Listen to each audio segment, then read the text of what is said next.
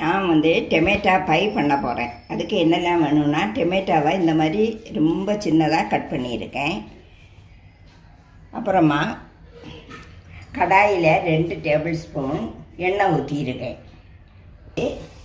அதில் கடுகு,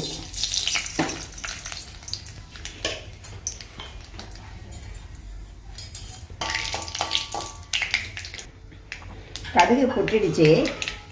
வத்தல் மிளகாய், கறிவேப்பிலையை இந்த மாதிரி ரொம்ப பொடுசாக கட் பண்ணி போடுறேன்.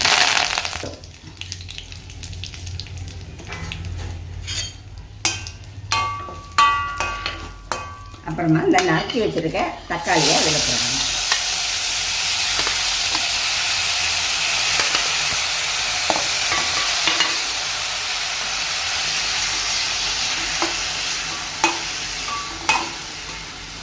கொஞ்சம் சால்ட்டும் போட்டு நல்ல கிளறி கொடுத்து மூடி வச்சு வேக விடணும்.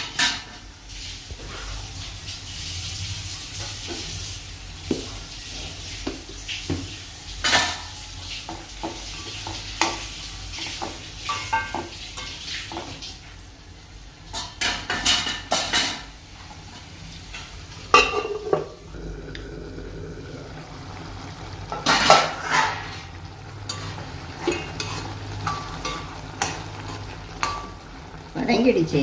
அப்புறமா மஞ்சத்தூள், 1 டீஸ்பூன் மஞ்சத்தூள், 1 டீஸ்பூன் சில்லி பவுடர்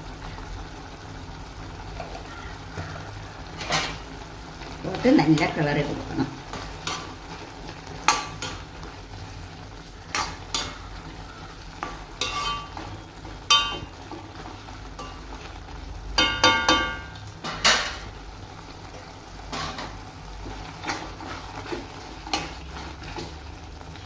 இதில் ஒரு அம்சம் தண்ணி ஊற்றணும்.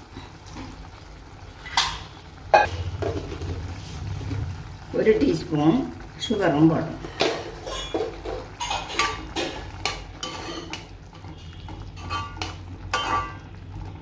சால்ட் எல்லாம் சரியாக இருக்கான்னு பார்க்கணும். கொஞ்சம் கூட வெந்ததுக்கப்புறம் இந்த கொத்தமல்லி கீரை நறுக்கி வச்சுருக்கிறத அதில் கொட்டணும். நல்லா வெந்துடுச்சு. இனி அப்புறமா இந்த கொத்தமல்லி கீரை இதை போடணும்.